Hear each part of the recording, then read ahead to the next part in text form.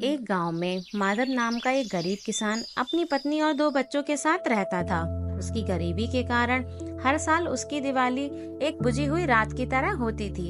इस बार भी उसके पास दिवाली मनाने के लिए ना तो पैसा था ना ही कोई उम्मीद, लेकिन इस बार कुछ अलग होने वाला था। दिवाली से एक रात पहले रमेश ने सपना देखा कि उसके खेत के बीचों बीच एक पुराना संदूक दबा हुआ है। सपने में ही उसने देखा कि अगर वो उस संदूक को खोलेगा तो उसकी जिंदगी हमेशा के लिए बदल जाएगी।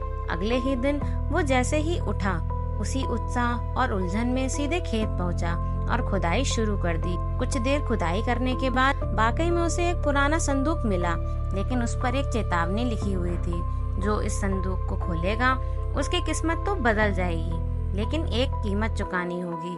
माधव डर के साथ साथ बहुत उत्सुक भी था। आखिरकार उसने अपनी किस्मत बदलने की ठानी और संदूक को खोला। जैसे ही संदूक को खोला, उसमें से सोने चांदी के गहनों के अलावा एक कागज का टुकड़ा भी मिला। कागज पर लिखा था, यह दौलत तुम्हारी है, लेकिन इसे केवल दूसरों के साथ बांटने पर ही तुम्हें असली सुख मिलेगा। अगर तुमने लालच किया तो ये दौलत मिट्टी में बदल जाएगी।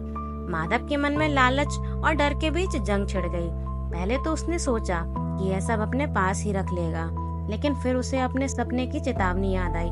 दिवाली की रात को उसने गांव के लोगों को अपने घर बुलाया और धीरे धीरे दौलत को उन लोगों में बांटना शुरू कर दिया जिन्हें जरूरत थी। सब लोग हैरान थे, लेकिन खुश भी थे कि रमेश ने अपनी किस्मत बदली और सबके साथ बांटी भी।